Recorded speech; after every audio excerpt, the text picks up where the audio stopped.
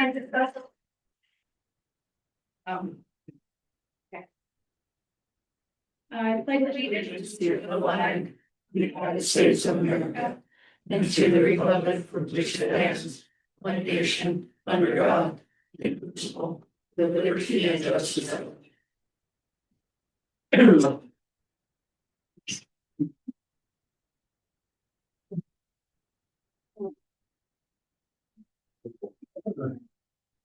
We'll move on to the approval of the agenda.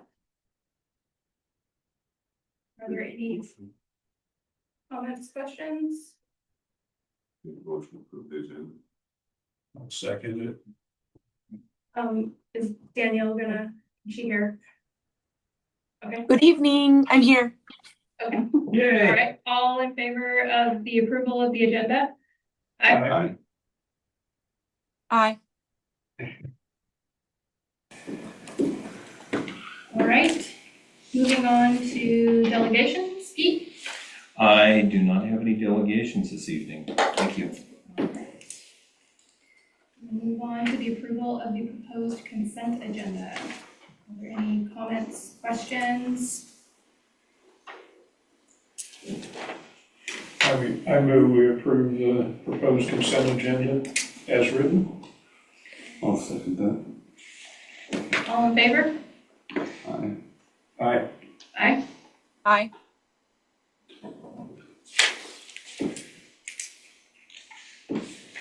All right, moving on to public comment. Do you have any public comment? All right, let me read off our little spiel. All right. The board welcomes input from the community. Please follow the public comment procedure by stating your name at the podium when recognized by the chair. Each person is allowed 3 minutes to speak. In accordance with the Open Public Meetings Act, the board is not allowed to discuss items not on the agenda. The board will direct the superintendent to follow up on any items that arise during public comment as appropriate. The board will not allow complaints against any individual staff member or student in open session unless the individual has requested an open public hearing, meaning no student or employee names can be used.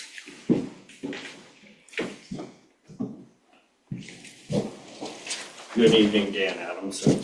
I was here at the last board meeting. First of all, I'd like to thank each and every one of you that volunteers to be on the school board. I know we've got our hands full right now.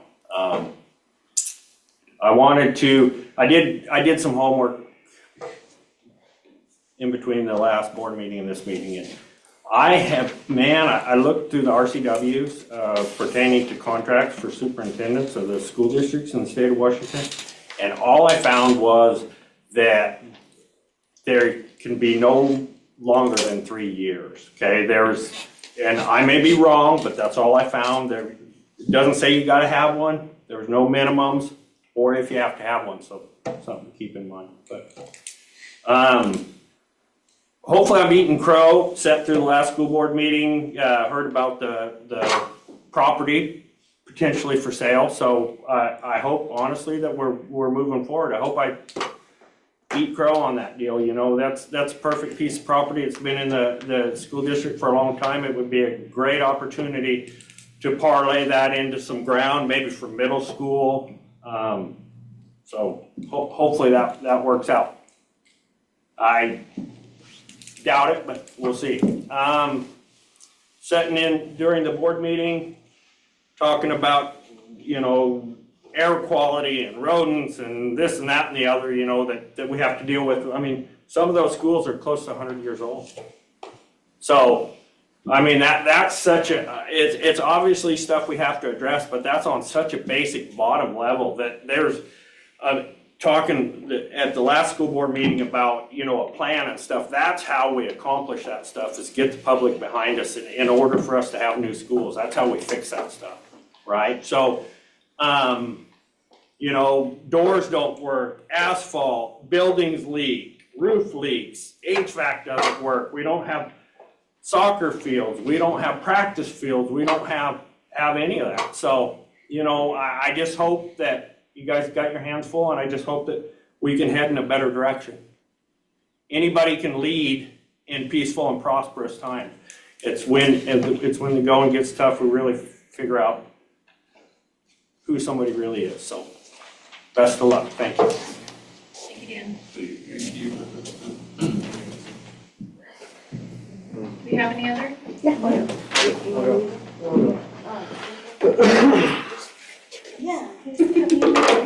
I'm reading. My name's Angel Mendoza, I'm a community member here. I grew up here. Grew up in high school. So I'm gonna read this off for you guys.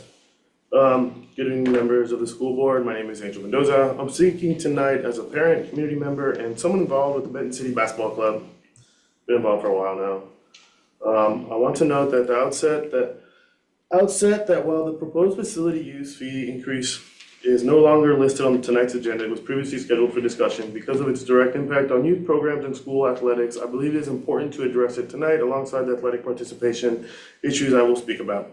I'm here to address two decisions that, taken together, reflect a broader pattern of administrative inaction and lack of support for our athletic and youth programs. The proposed increase in facility use fee and continued refusal to allow 8th graders to be brought up when participation numbers make it necessary. First, the proposed facility use fee increase, while this may appear minor within the district's overall budget, it has a real and immediate impact on the youth programs and families. These programs operate on limited resources and exist to support the district, not burden it. They develop future athletes, build school pride, and create the pipeline that sustains our middle school and high school programs. Increasing these fees weakens that pipeline and sends the wrong message about priorities. Now to the direct impact of administrative decisions at the high school level. At the start of the season, we had 16 girls signed up for the JV basketball, we had 16 between JV and varsity, which is a minimum requirement to field a team. As expected, eligibility issues such as grades and other factors reduced those numbers. This was predictable and should have been anticipated when that happened. Coaches and parents requested a common, proven solution, bringing up 8th graders. This approach has already been used successfully in districts such as Cle Elum, Natchez, Mapton, Cashmere, Medical Lake, and Liberty Christian. Last year, this request was denied and the JV season was canceled, or at least some of the games were canceled. Administration was notified earlier, yet no protocol or contingency plan was created. This year, despite starting with enough interest, the same request was denied again. And once again, the JV season was canceled. We now have no team. When this situation could have been prevented, this is not a coincidence, a failure to plan and a failure to support students. What makes this more concerning is the disconnect between administrative decision-making and our community.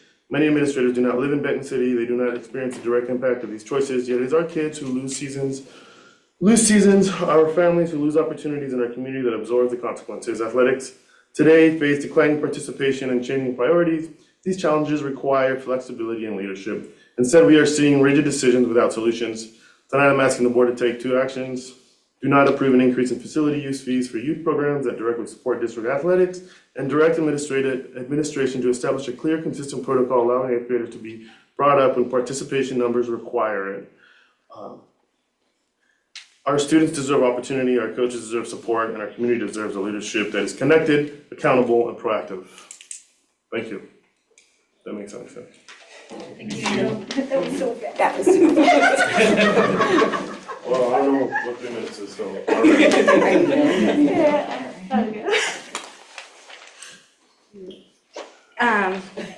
My name is Celeste Pace.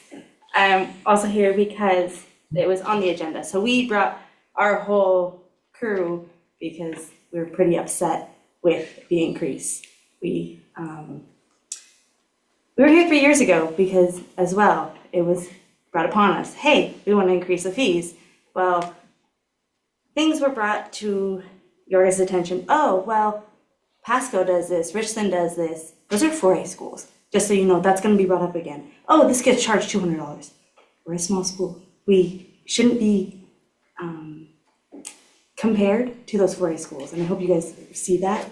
Mapton, Burbank, all those small schools.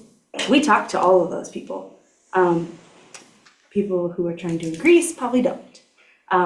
There are zero fee actually at many of those small schools. So we pay, and I'm fine with paying, but yeah, we are requesting no increase because we have over 100 kids in our program now. When I started, we had 1 team. We have 14 teams. So if you increase it, you're also increasing parent fees, which then you lose kids. And then kids aren't playing in the gyms, they're off doing something else. You have to understand that it's a correlation that it's not good for the kids. get them off their tablets, get them off, any technology, let them play in the gym. Essentially, we're taxpayers too. We already pay for the gym, so why are we paying again? So that's another thing. The levy didn't pass, but we're still getting charged a little bit, So I've been here my whole life. Dan knows my parents. Heidi knows my parents. Like, I've been here. I've seen it all. My parents ran the program. I know the back to all of it. And honestly, it's ridiculous that we're having to fight this. Because you guys are trying to charge us, an extra $2,000? You guys probably should maybe look somewhere else to try and get that, because you're affecting the kids. You're not affecting anybody else but the kids. Yeah. Thank you. Thank you.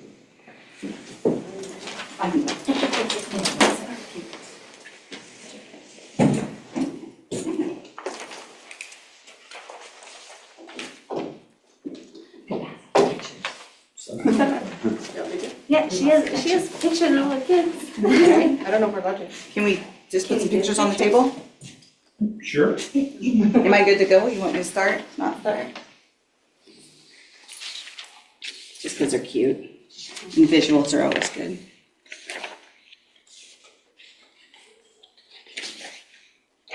Okay, so are we good, Heidi? Okay. Hi, I'm Kara Johnson. We're all gonna talk about pretty much the same stuff. I'm part of the Benton City Basketball Club also.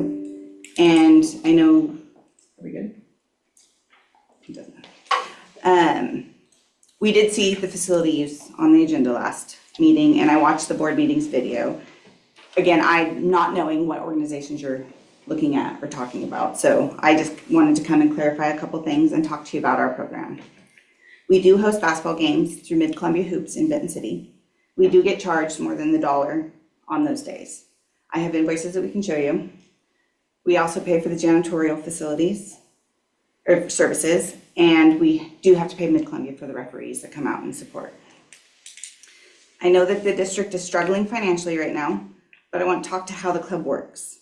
We offer a program to get kids active and learn the sport of basketball, which also keeps them out of trouble, hopefully.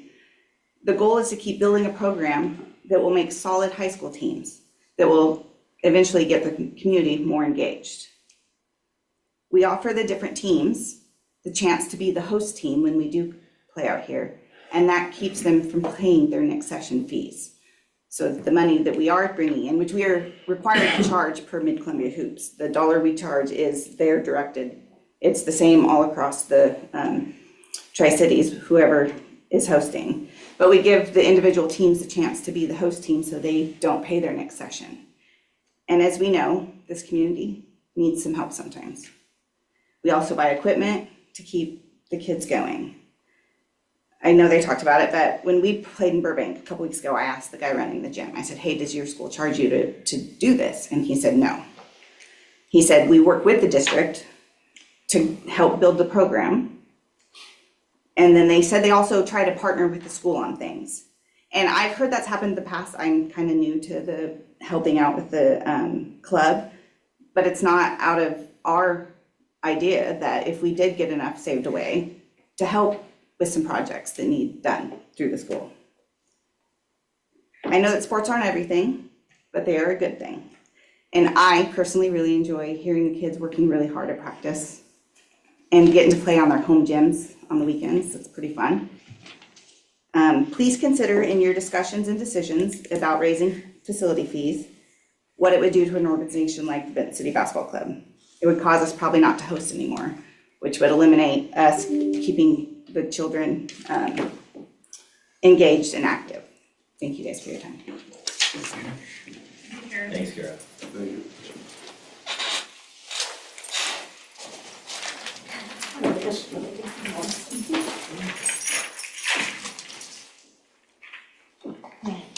Might be a little redundant here.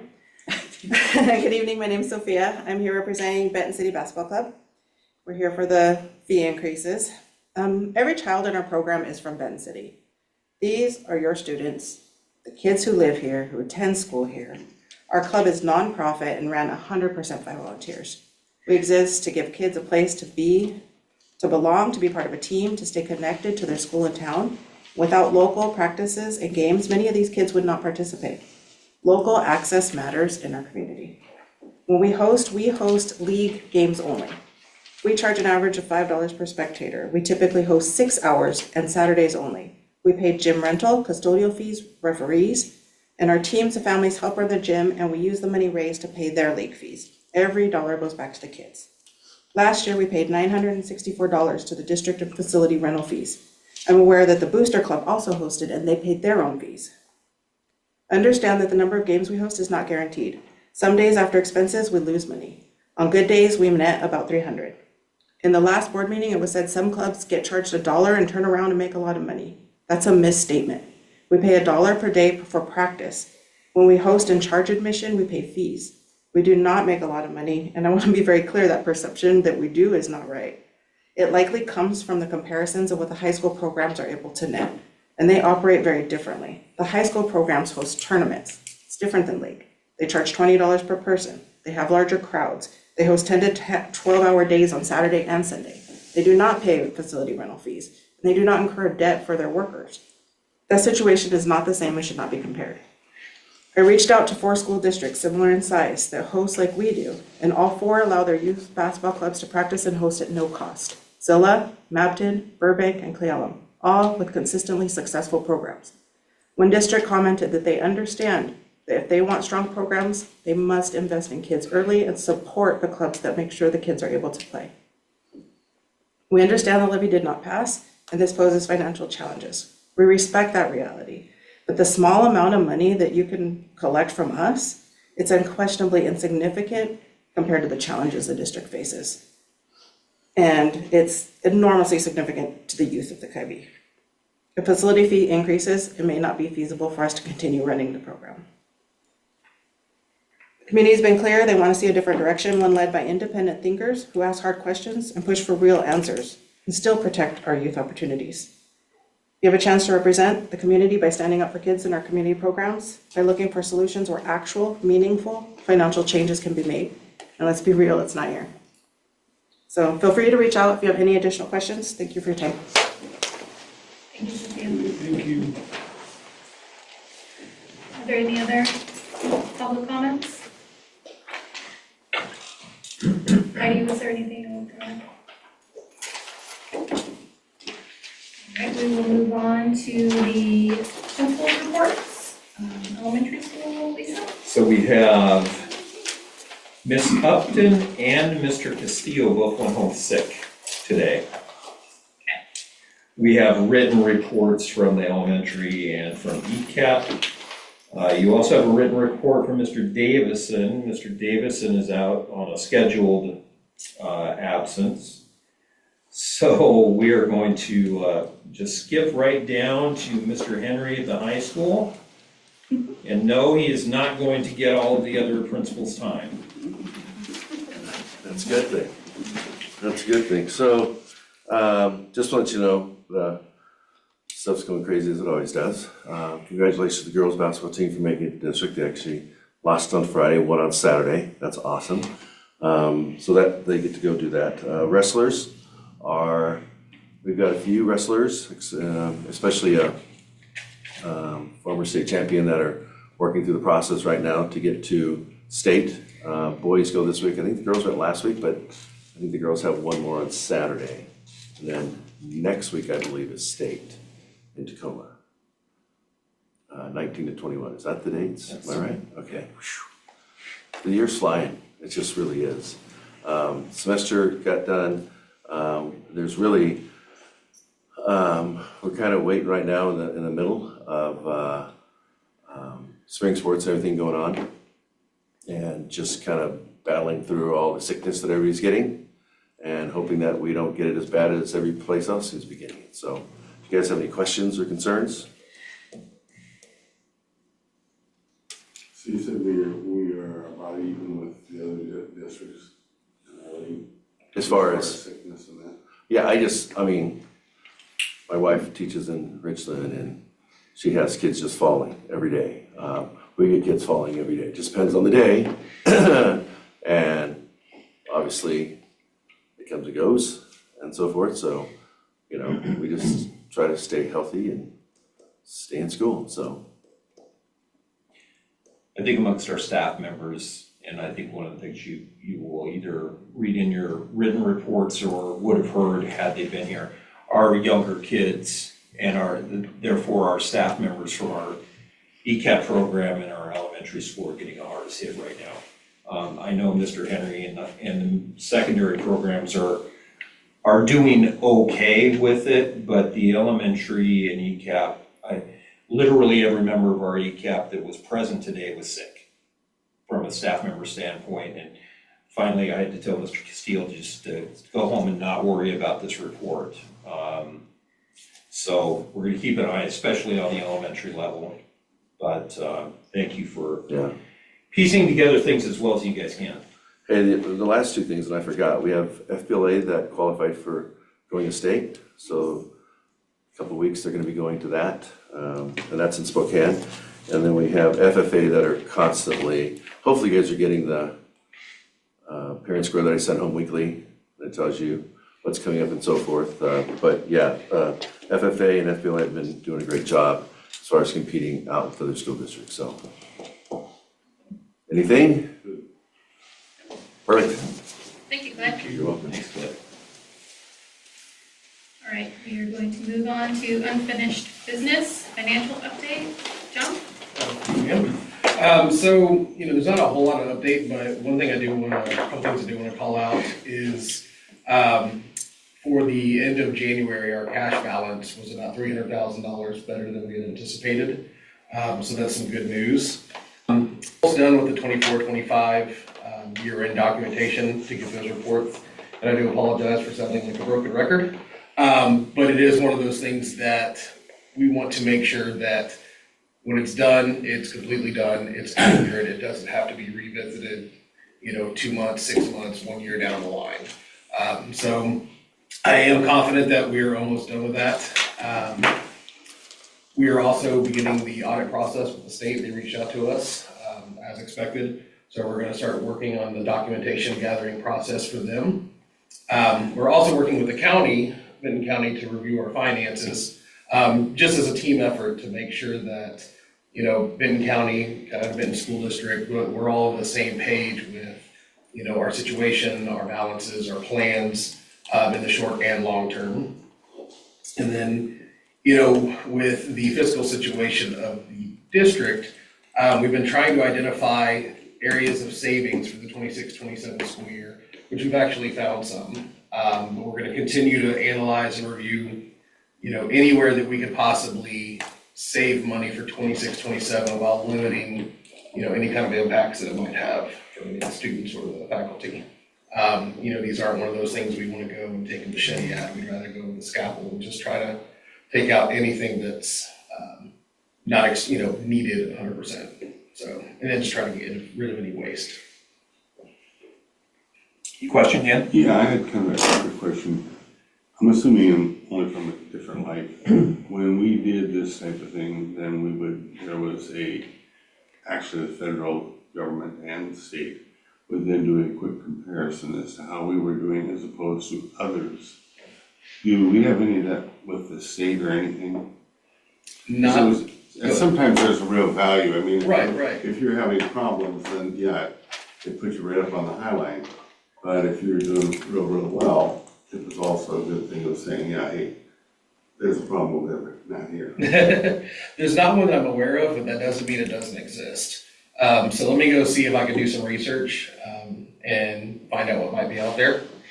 As far as comparing us to other districts or so. I just know at times it would helped us with our customer and vendors as far as, hey, here's what we're doing with the level of productivity and that we're doing, and so it helped us on occasion. Absolutely.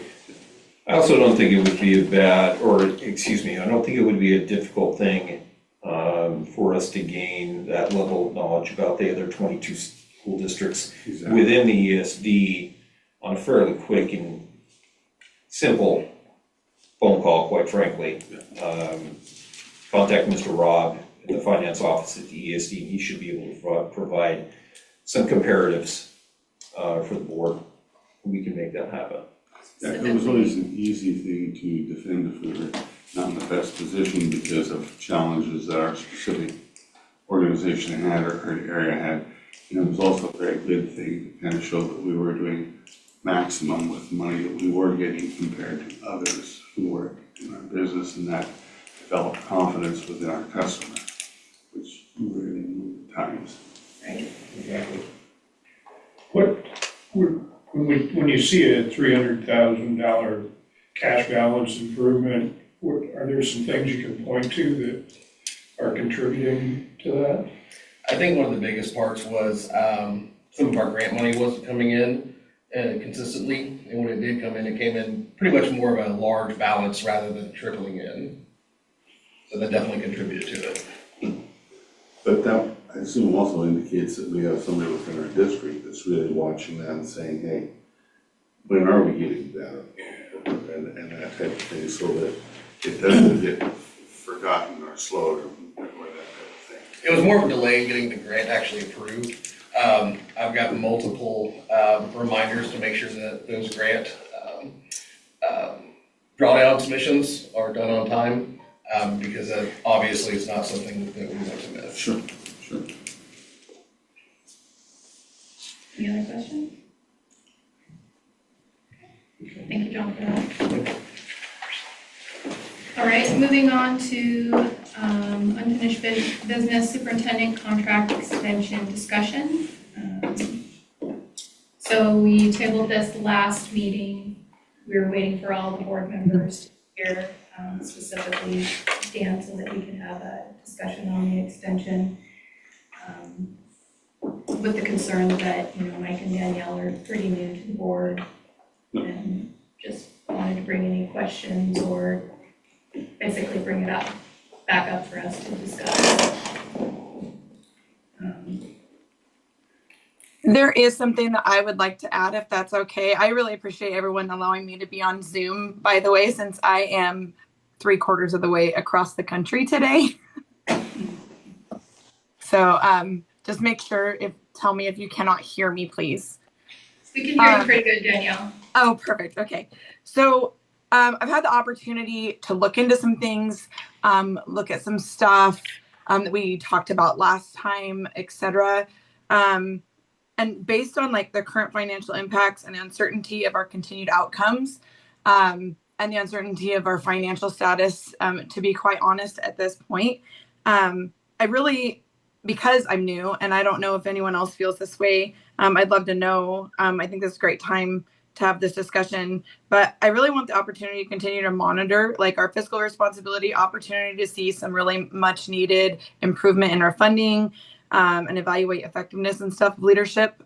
There was a comment made a little bit earlier that had to do with like effective leadership in times of crisis. And I think that really plays well here. So that is kind of my extent. I'm not sure that I am in support of extending right now.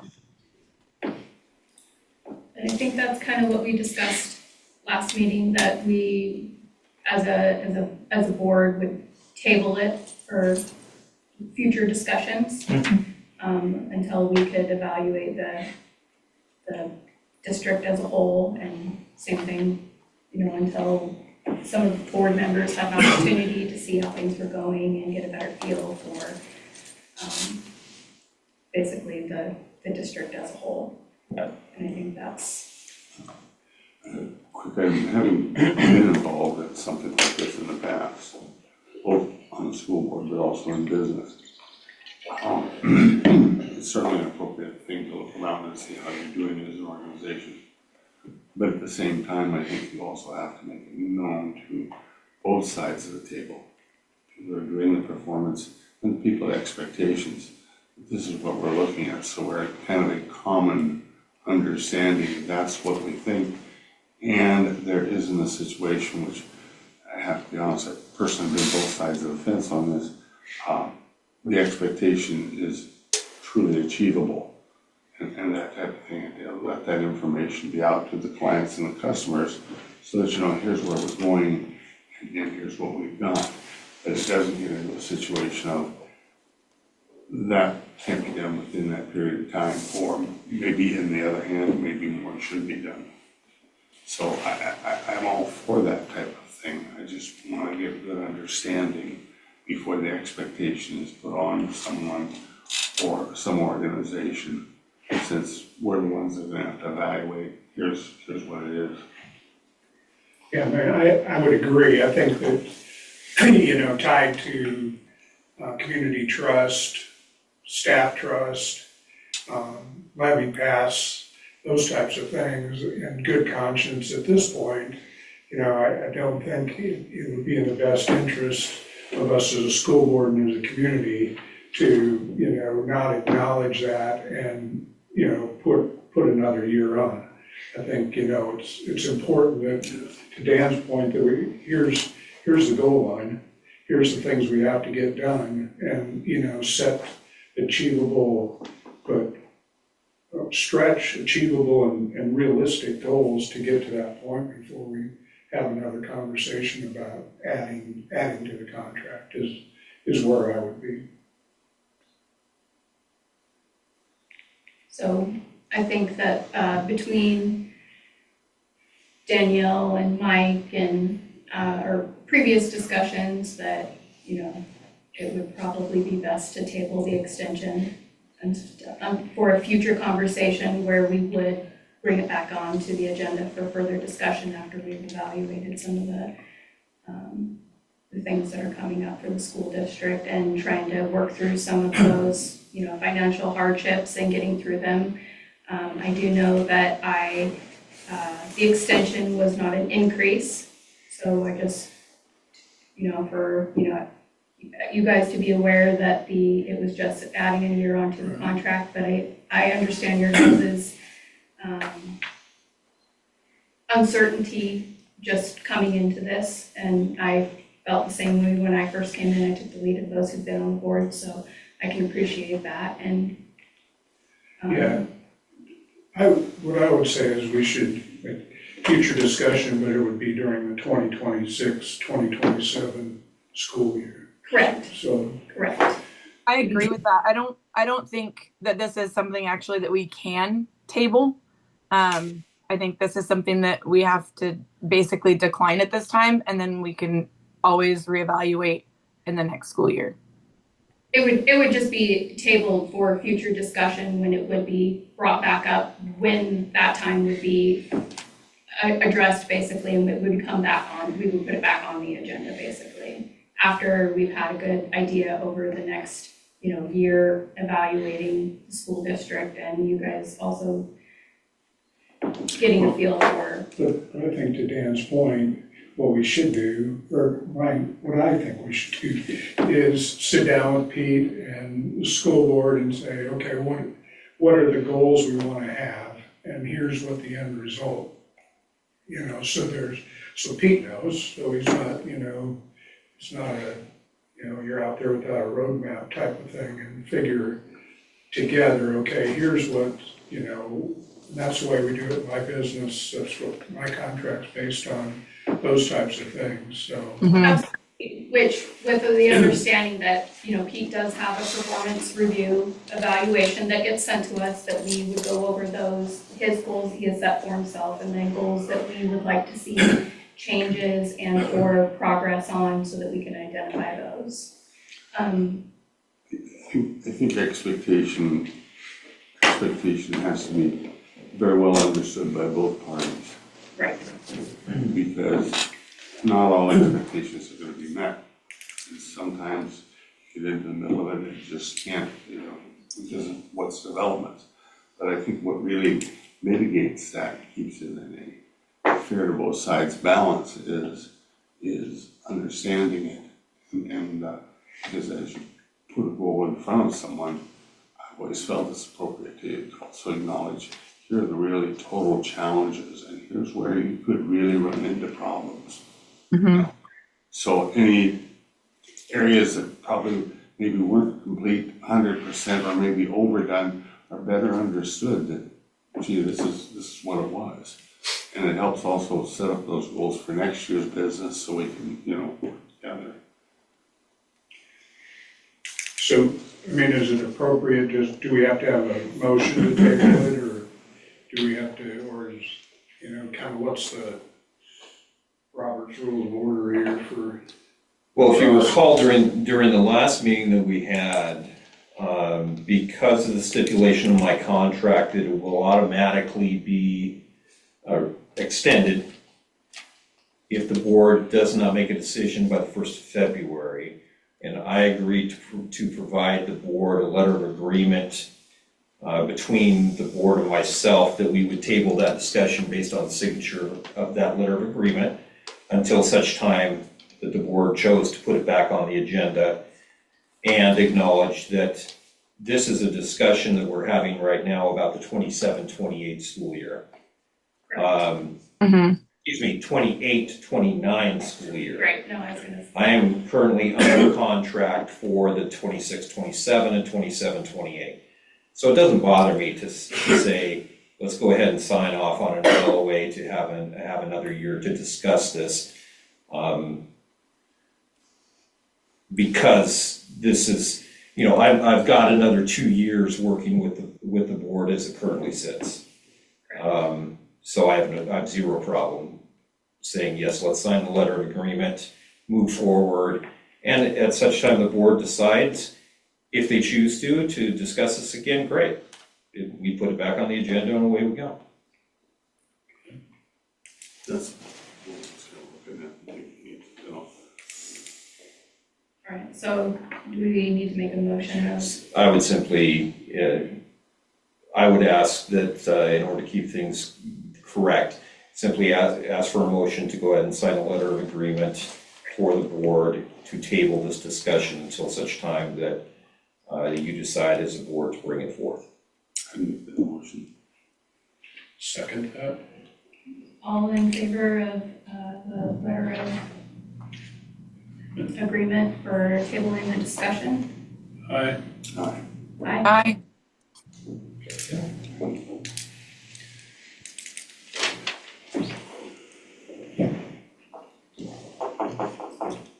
All right, we are going to be moving on to new business.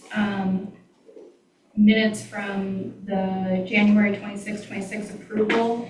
We need to approve those, but Dan, you will have to abstain as you were not at that meeting.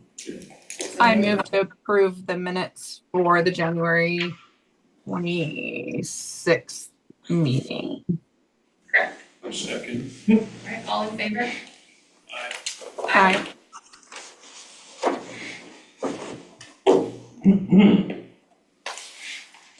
All right, moving on to County Treasurer Ken Spencer discussion. Pete?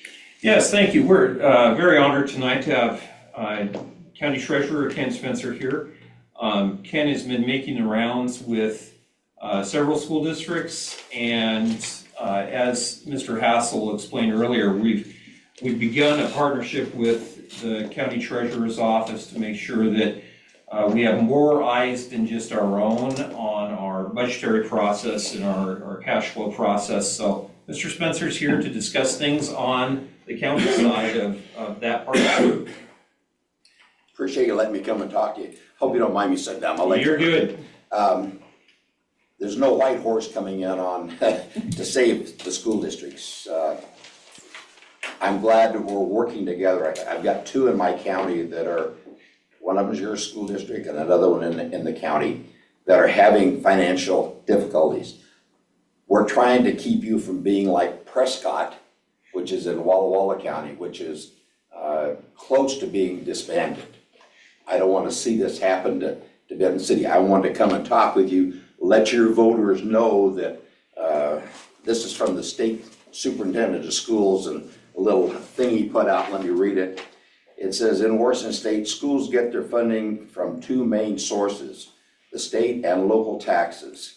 Per state constitution, it is paramount duty to make ample provisions for education for all children residing within its borders. So they're saying, yes, they're responsible for education. The McCleary Act says K through 12 is supposed to be fully funded, whatever that means.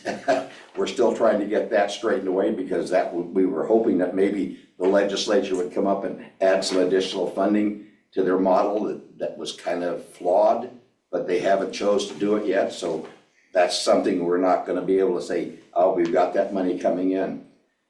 It continues on and says, without distinction to preference, account of race, color, caste, or sex, the state is obligated to cover basic education defined in state law. The term encompasses a list of elements, including books and supplies, 180-day school year, qualified teachers and staff who are paid at competitive rates and additional programs such as special education service, multi-language, English learner program. It does not include everything the school needs to function, such as facility maintenance, as explained in the Washington State Legislature. So we know that you've got levies, and I don't know that, I think you have one right now that is being paid, and it's at, I think, I looked at it, and it's something like 0.6% per $1,000. In other words, about 6 cents per thousand, which isn't a lot of money coming in. But as you continue down this road, you're gonna have to figure out ways to either cut services, cut staff, get your school district behind you and help you pass levies that will help maintain this. I'm helping you as best I can, but when we did this, we said it's for a limited time. I'm using investment money that people put with the county to help you out.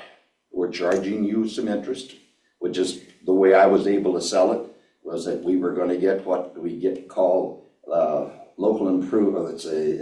The state has an investment pool that we can put money in, which isn't a real high interest rate. And so you get a pretty good advantage on that, plus a little bit of administrative fee to cover all the other people that were using their money to keep you going.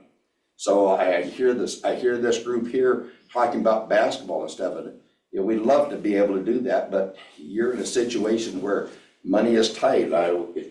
You provided me some information that he's planning on doing some proposals to reduce some of your expenses, which the goal is about $1 million. I hope we can get that because I am talking with Drew, who is with the Educational Service District that we talked about a minute ago, that we're looking at maybe even 2 million being short, not just the 1 million. So we're looking at ways that we can help you get down to where we don't have this deficit.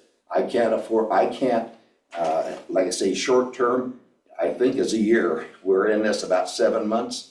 So we got about another 5 months to go. And then what is called short term expires. And if I'm not the treasurer next year, I'm not sure what the new treasurer is going to do for you.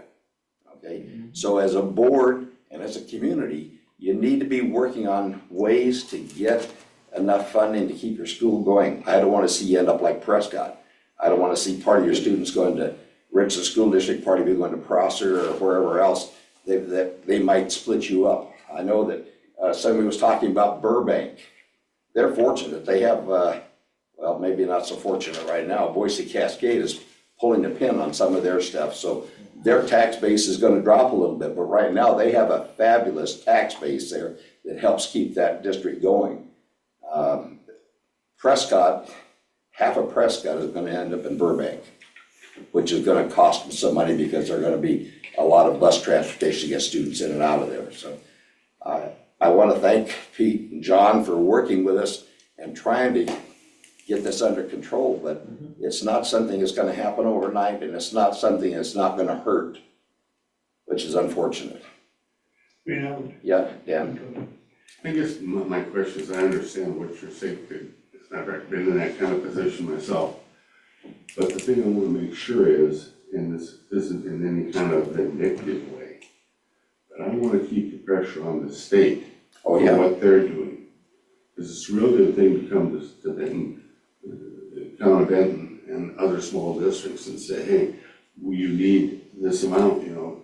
But I want to understand how other districts are doing. It's not only the small district. We've got some very large districts that are fighting the same battle. Yeah, no, as a matter of fact, I have a friend of mine that's on school board up in Valley. It is, but I guess what I really kind of take a look at is, I want to understand that we're in this fight in equal position. we got it, because that's gonna help us when we go out to our constituents, voters and that type of thing, but at the same time, I wanna see what the state's total plan is. And so it's not a supplemental, it's kind of a joint, here's the district's plan, and we blended that in with what the state's plan is, let's go down the road. And I don't wanna get in a situation where put the state in, or certainly the district in, to where we'd be going down the road first, with someone else following up saying, well, we'll sort of get some extra money here and that. You know, let's fight for a program that takes us all the way.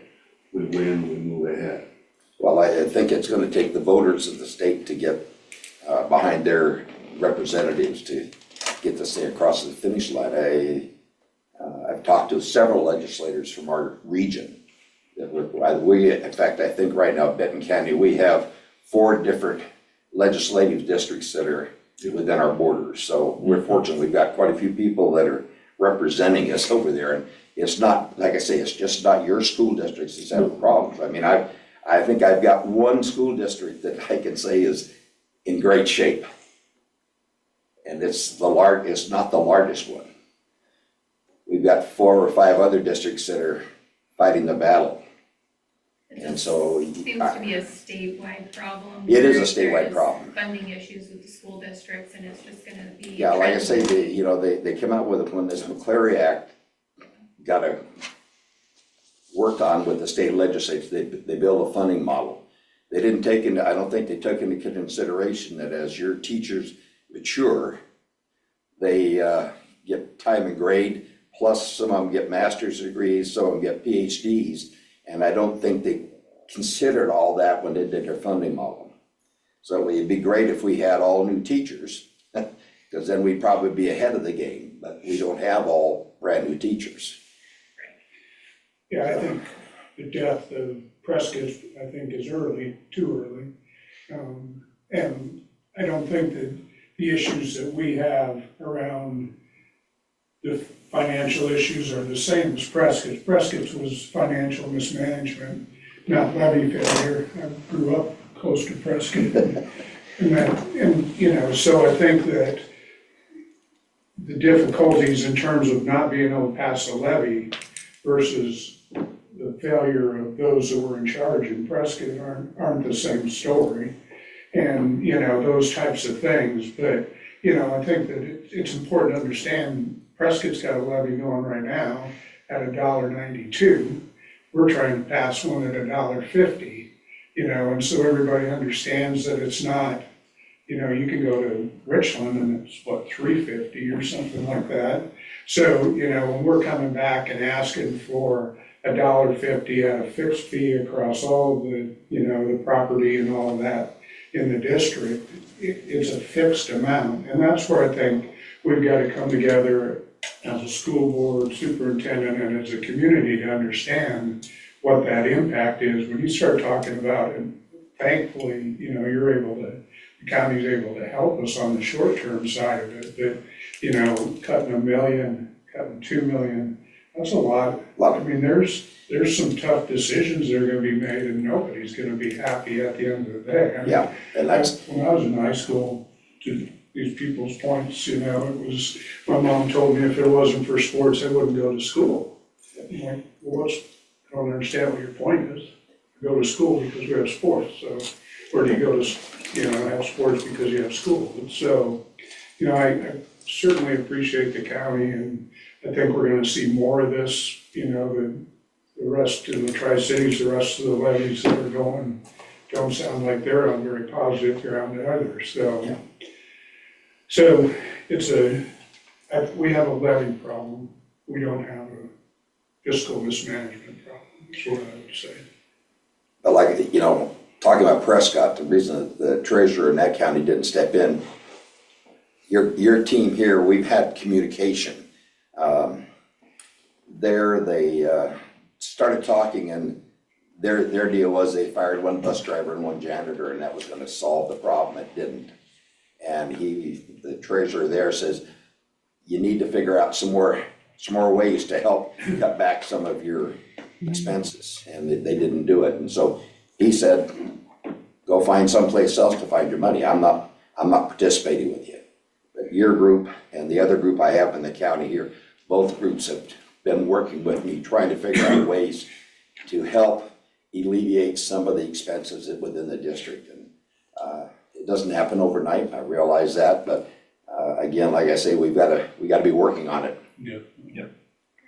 Because like you said, we're already 7 months into this, and 1 year is more than half, and Yeah. unfortunately, it's gonna creep up on us faster than we would like.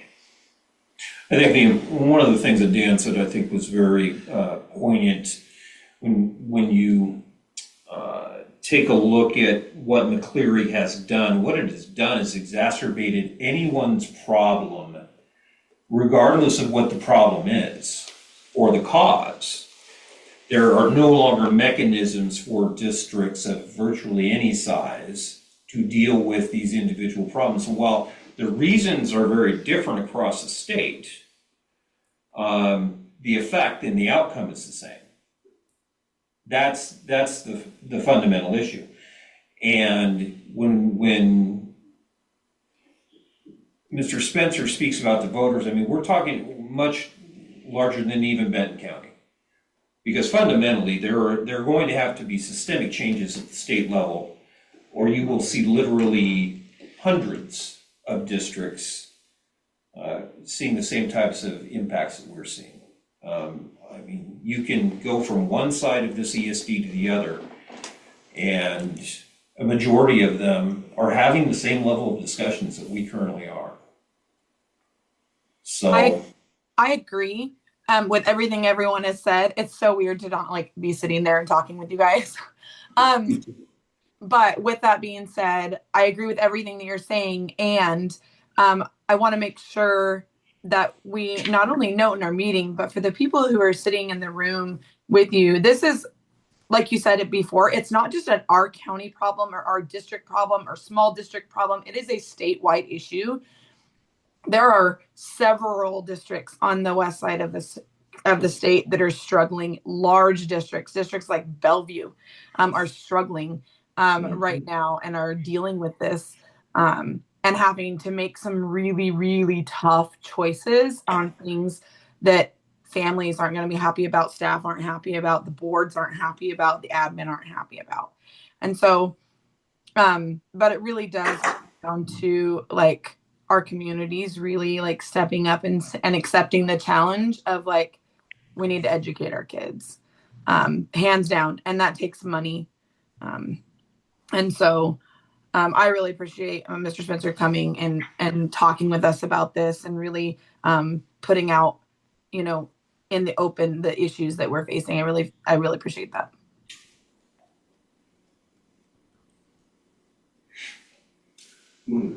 What's the state's plan next step? I understand what we've got to do. What's the state's plan? I don't see the state having a plan, I don't, personally, okay? Like I said, there's no white horse, no savior coming in on a white horse to save the school districts. It's something you're gonna have to talk to your legislators. People in the community need to talk to their representatives and say, the school districts need help. I mean, Prescott is a small school. Marysville School District is a very large school district. They're in the same boat. Yeah, my only thought on that as well, I appreciate the other situation and everything else. The state has staff there that are planned that are dealing with this. And what I was looking more for is we understand the depth of the water we're in, okay? What is the state seeing as some of the ideas that they're coming up with that may help us with that situation? So you don't have a small, thing is, it's kind of been a wonderful school district, they work very, very hard. But I also want to see us team up with somebody who's also dealing with that problem, but a lot more experience and a lot, some ideas from over there about what can be. Because otherwise this district can literally propose a dozen ideas. But if they're coupled in with something the state can provide or go along with that, that would make it a lot more effective, and that's kind of what I was looking at. I don't know, the School Directors Association, I think, has been trying to do something, I don't know. Again, we have to get grassroots support coming out. You need to be putting pressure on your legislators. I don't think as a treasurer, I can go to Olympia and say, yeah, I got school districts that need help. And they're gonna say, well, we got a lot of people who need help. So it's gonna be people calling their legislative hotline and saying, I would support some help from the state educational system to support our local schools. And I like your point, my question then kind of drives to more, what will the state support if we come back with something? Because what I wouldn't wanna do is have a group in these districts working very hard for solutions and then you have a wall that can't be done, Yeah, well, they can't do that. I know that the budget, talking with a couple of legislators, the state is looking at spending more money they're gonna have coming in already. And that's, so where do we fit in this program? Is it important for McClary? And I think there may be some things coming back on that. If they aren't fully funding education, the state may get slapped. But who knows when that's gonna happen? Could you go over what it looks like if, the short-term fix for this isn't successful? What are basically the next steps for the school district with the county? Well, really, Kind of what that looks like, so that the public is aware. Yeah, the next step really is continuing to work with the county. The next step, as far as the school district is concerned, is Bellevue was brought up earlier. Bellevue has entered into binding conditions, which is a financial oversight by OSPI. And that's quite frankly the next place that we would be heading, would be, does the district enter into binding conditions, meaning that not only do we have Mr. Spencer and his group working with us, we have a financial oversight person with OSPI who then works with John and myself and Mr. Spencer to make sure that we're all three looking at the same thing. The biggest problem is they don't have any, we had to, at our treasurers meeting a year ago, we saw this coming down the road. We saw Prescott. That was one of the first signs we saw, and we got, as a treasurers group, we brought this up. So we invited the superintendent of public instructions to come and his office to come and talk with us and try to influence them to help us get involved with this before we get to the station. Because Prescott kind of came on Walla Walla County as boom, they didn't even know what was happening until it happened. At least we've had a chance to talk a little bit amongst the three school districts within Benton County that we're seeing some of this financial problems. One of them has kind of come out of it, but still it's a larger school district, still has problems. I mean, they aren't out of the woods yet. I haven't had to support them yet with a loan like we're doing with yours and with one of the other school districts, but the OSPI didn't say that they were gonna come with any money. So no. Fortunately, you've got Drew. I think, Drew, are you on the line? No. Okay. Drew is from the ESD.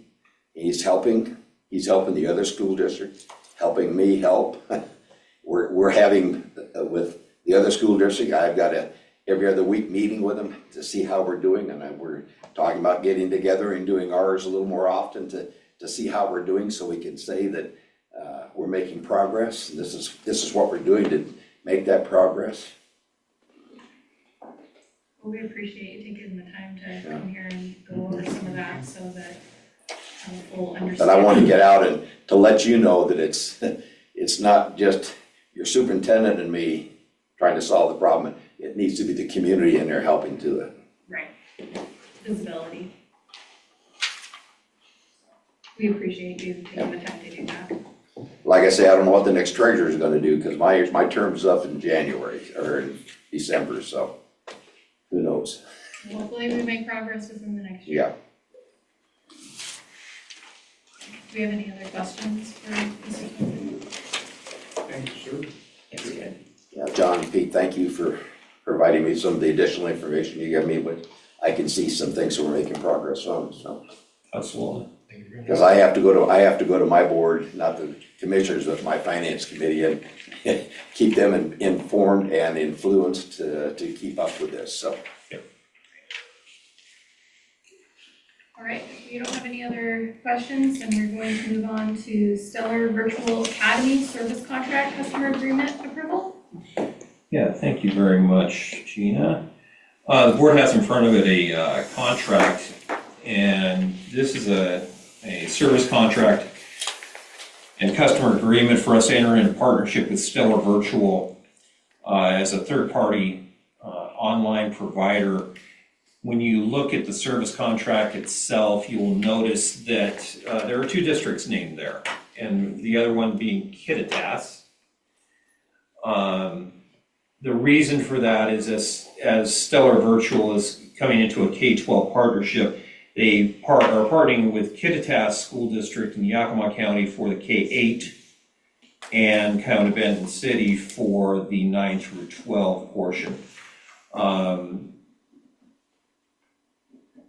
For whatever reason, Kittitas wanted to limit their scope to just the K-8. And as I explained to the board, Mr. Prano, who's the interim superintendent in Kittitas, contacted me back in early January about this opportunity, and I gave the board the presentation the last time. I think that it is a good opportunity with a very forward-thinking group of folks with regards to services that they can provide and are willing to provide that, quite frankly, are unlike almost any other virtual academy I've been fortunate enough to take a look at.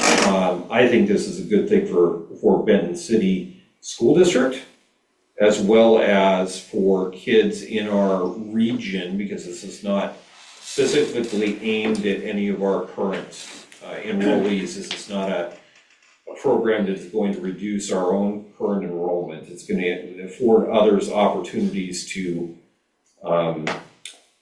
get services that they may or may not have on their own, and certainly to a much higher degree than several online learning academies that exist already in the state. So the service agreement does not contain any financials. We're still in negotiations over that.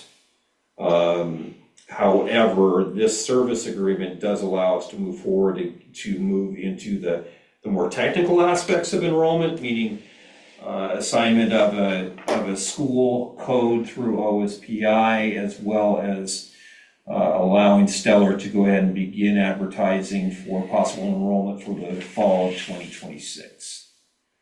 The service agreement is, like I said, it's a tri-party agreement because it's the same agreement that Kittitas School Board is taking action on as well.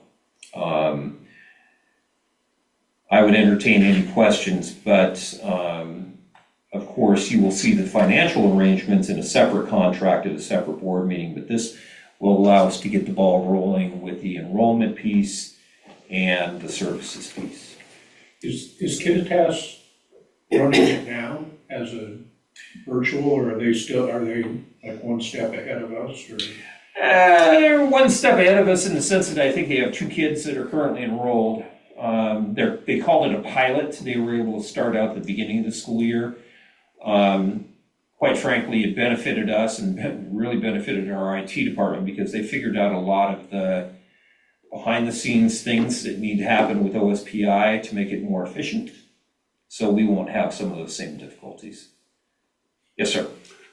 I was just curious, and I understand what you're saying, and I like the hearing of it. What is the cost into it, and what is the product out of it?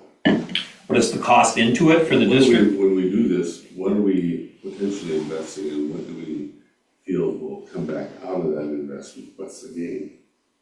Well, the gain for us is additional enrollment. So at least in the first 3 years, we'll have a fixed income based on a contractual obligation on the part of Stellar to reimburse us at a fixed level. After that, we would then take a percentage, just as we do now with Running Start or with our students at TriTech, where we would get a percentage of enrollment and the rest would pass through. So from a fiscal standpoint, it's beneficial for us. From a what are we giving up standpoint, nothing financial except to add another job duty on my side, because I'll be acting as the point person for the district with Stellar, as well as, getting some more work for at least one of our IT people to be in charge of the management.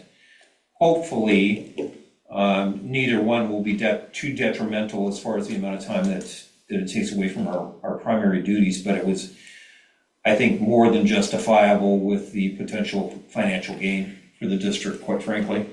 And when you look at one of the things that really drew me to this during our explanation, because I've sat through dozens of virtual academy presentations, the fact that this model is effective and non-discriminatory, quite frankly, towards our students who are either on IEPs, 504 plans, or bilingual, that they're able to serve those kids, to me, makes this a no-brainer. Whereas there have been other virtual academies in existence that simply don't take those students. This is an opportunity for kids who truly need an alternative experience to gain one. That's rare, especially in this region. That's exactly what we understood this meeting was about. Yep. And I think it was asked and answered before, the money coming out of the contract goes to the general fund? Doesn't have to be tagged for. That is correct. Do you have any questions, Danielle? No, I don't think so. Like I since Dan's there, I did ask during the last discussion about like impact to our teaching staff, et cetera, and there wouldn't be any impact to our teaching staff. Mr. Peterson, correct me if I'm wrong. Yep. So, and there's not any impact into our current brick and mortar kids either, which is really nice. We would keep all of our in-person students. This would just be impacting kids that need this essentially, and not necessarily in our district, but across the state. Is that correct? That is correct. Okay. I'm sorry you can't hear my head nodding. Oh, well, and every time I talk, the screen goes black and shows my little person on here. So I can't even see you guys when I talk. Sounds fun. Okay, so if that's all the discussion for that, I'll entertain a motion to approve the Stellar Virtual Academy Shared Service Agreement. Make a motion that we approve the service contract and customer agreement with Stellar Virtual Academy Services, or Academy. Okay. All in favor? Aye. Aye.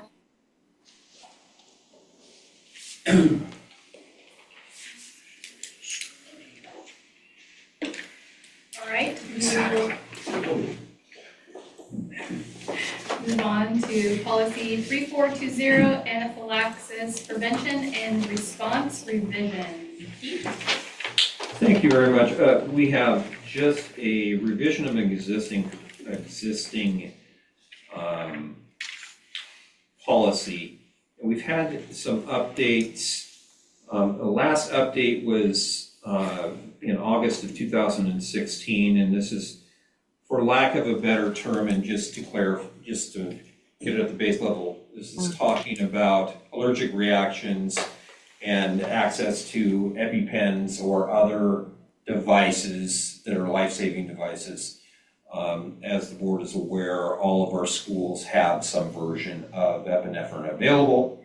In addition to I'm sure the many kids who carry them that we're not even are quite frankly aware that are carrying them. This is an update to that policy based on some language suggestions that came to us via the nurse at the ESD through to our nurse, Teresa. If anything, I'm sure that Danielle probably has a much better technical understanding of changes to this policy and what it means than I do, being a school nurse herself. So I would defer to that. However, what I would also say is this is simply an update to an existing policy. I would love to weigh in. Hard to believe. So there is one thing that I do want to bring up that I would recommend. So in paragraph 5, where it says the district may maintain, that paragraph right there, it talks about maintaining a supply of epinephrine or nasal spray based on, etc. Moving on. I would recommend that it be changed to maintain a supply of epinephrine, including auto injectors or epinephrine nasal spray. And the reason I say that is because epinephrine can also be reconstituted and injected with, and like drawn up and injected. So we want to make sure that that's not confusing. So that just gives it a little more definition. Okay.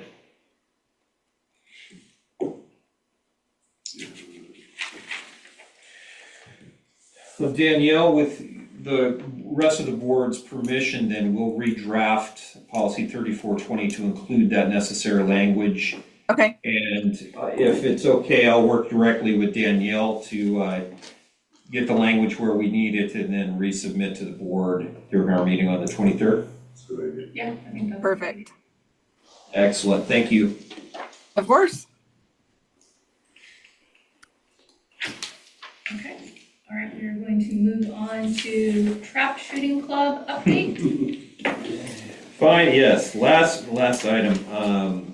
I was able to have a good conversation with my partner in North Franklin School District, superintendent there, as well as had a great conversation with their board chair, who also happens to be the gentleman who oversees their trap shooting club.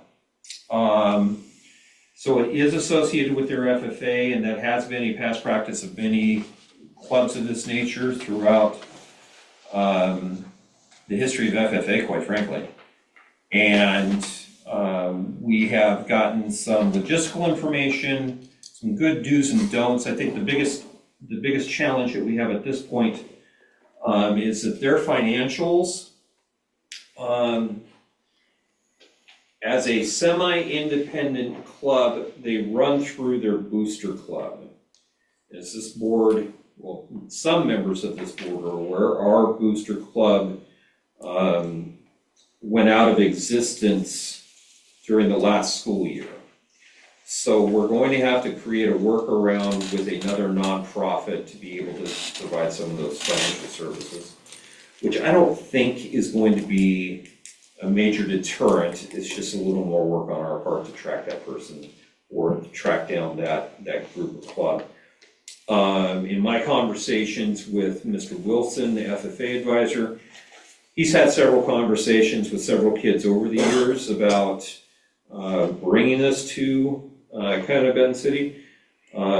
He's all for it, almost as much as he is making sure that we realize that currently with his teaching schedule, he's not able to be a club advisor.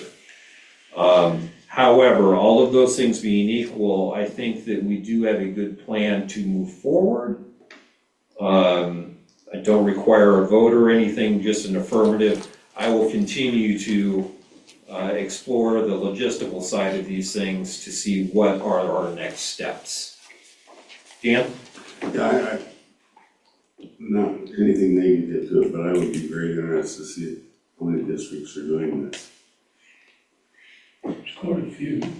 Believe it or not, there are more out there than I was surprised. I just was wanting to understand that as far as how many districts of that, for two reasons. One, obviously, how it's operation, that's wonderful, and everything else. I like that shop myself.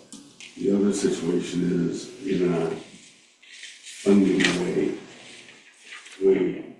what we're doing to, how we present this to the public. We've got to vote on levies and having problems with it at the same time, and how it's presented, that, hey, this is for the students, it's real opportunity, et cetera, and that kind of thing.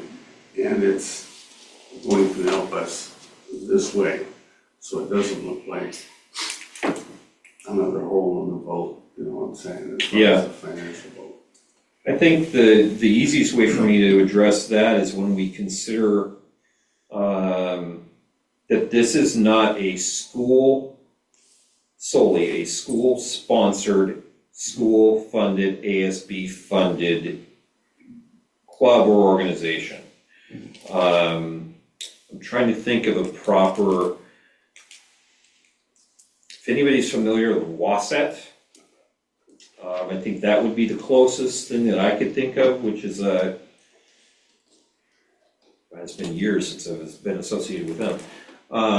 Horses and that type of thing, because there is such a financial responsibility anytime you're dealing with that activity, the same as youth rodeo not being as, it's considered a kind of a high school thing, but not really a high school thing. It's gonna fall into that category. Privately funded, but in partnership with the school district, I think would be the best way to say it. And again, I like it and that type of thing, but we need to, when it is pushed out there to the public, we need to understand that the total picture is presented to them. To be completely honest, Dan, when we were first tasked with this from Mr. Peterson, I fully expected our insurance company to just say, no. And then we were gonna have at the end of when they didn't do that, quite frankly, I was shocked. So, all we're doing at this point is continuing to explore and we'll have a full-blown presentation probably once the I's have been dotted and the T's have been crossed to see, once and for all, does the board wish to push forward with this and approve it, at which point then we'll turn it over to the folks who want to be in charge of it with the setup that they've come up with. Good. Yeah, I think, and Franklin County Pheasants Forever would be very interested in assisting. And then, I think it would be if Mr. Wilson could do like a straw poll of the FFA kids. Yeah. And, just get an indication of, before we go, clear down the path here that, are the current FFA members, how many would be interested in potentially participating would be a good step. Correct me if I'm wrong, Mr. Peterson, but it would be similar to the FFA in the sense that when the FFA does events or goes to the events, they fund their transportation. So what the fundraisers that they do fund them going to some of these events. Mm-hmm. It would kind of be the same setup for the club. They would do fundraising for the events or participation or shooting fees or. And with the major difference being that right now FFA can run all of their funding through ASB proper, Correct. which is the reasoning behind North Franklin using their athletics booster club, which is why we would need to find some type of a third party to be able to. Not put the cart before the horse, but that would be the avenue of funding. Correct. It would not be necessarily the school funding it. It would That be is the club absolutely correct. fundraising. Correct. Okay. Yep. Just wanted to make sure that was. Any other questions? Just go shoot. All right, we will open up for board comments.